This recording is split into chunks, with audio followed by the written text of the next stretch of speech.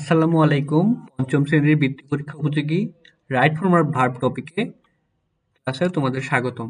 Primary এডুকেটরের পক্ষ থেকে তোমাদের জন্য আরো একটি রাইট ফর্ম আর ভার্বের ক্লাসের আয়োজন করা হয়েছে, যা তোমার বৃত্তি প্রস্তুতির জন্য খুবই সহায়ক হবে।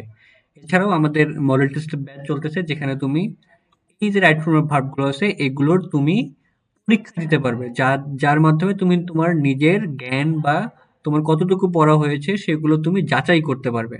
তো কেউ যদি যুক্ত হতে চাও অবশ্যই আমাদের পেজে ইনবক্স করবে। তো আজকের গল্পটি unit 21, it was a great day, up camporee. Okay, last January, এই প্রথম শব্দটাই খেয়াল করবা। লাস্ট জানুয়ারি মানে গত জানুয়ারি, মানে এখানে একটা গল্প বলা হচ্ছে। এই যে গত জানুয়ারি, এটা গল্প বলা হচ্ছে এবং এটা অতীত সময় নির্দেশ করতেছে। তাহলে last January I fill in the gap go to a cup camporee. আচ্ছা, এখানে গোটা তাহলে কি? গো মানে কি? গো মানে যাই বা যাওয়া, প্রেজেন্ট। কিন্তু এখানে গল্পটা তো হচ্ছে তোমার বলতেছে মানে পুরনো, মানে কি গিয়েছিলাম। তাহলে গিয়েছিলামের ইংরেজি কি? গিয়েছিলামের ইংরেজি শব্দটা হচ্ছে ওয়েন্ট। এইখানে হবে ওয়েন্ট, কারণ গত জানুয়ারিতে আমি কাপ টেম্পোরিতে গিয়েছিলাম। এইখানে হবে ওয়েন্ট। তারপর it, fill in the gap, B মানে কি? বি মানে হচ্ছে অ্যামিজার ওয়াজার, my first visit to cup camporee. আচ্ছা, এটা হচ্ছে যেহেতু আমি বলতেছি তার মানে কি অতীত। এই যে এটা আমার প্রথম ভ্রমণ ছিল, অতীত। এইখানে পাস্ট ফর্ম হয়ে ওয়াজ হবে। ওকে, ওয়াজ।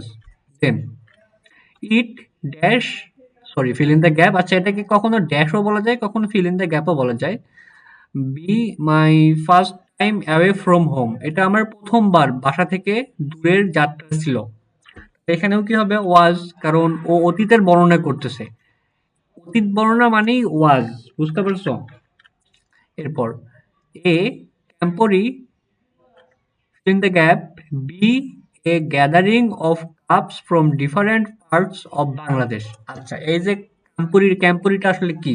কাপ ক্যাম্পোরি মানে হচ্ছে একটা ক্লাব বা সংগঠন, যেখানে অনেকগুলো ছোট ছোট ক্লাব বা কাপস, যেখানে শিশুরা যুক্ত থেকে সেগুলো একসাথে যুক্ত হয় বিভিন্ন বাংলাদেশের বিভিন্ন স্কুল বা বিভিন্ন প্রান্ত থেকে।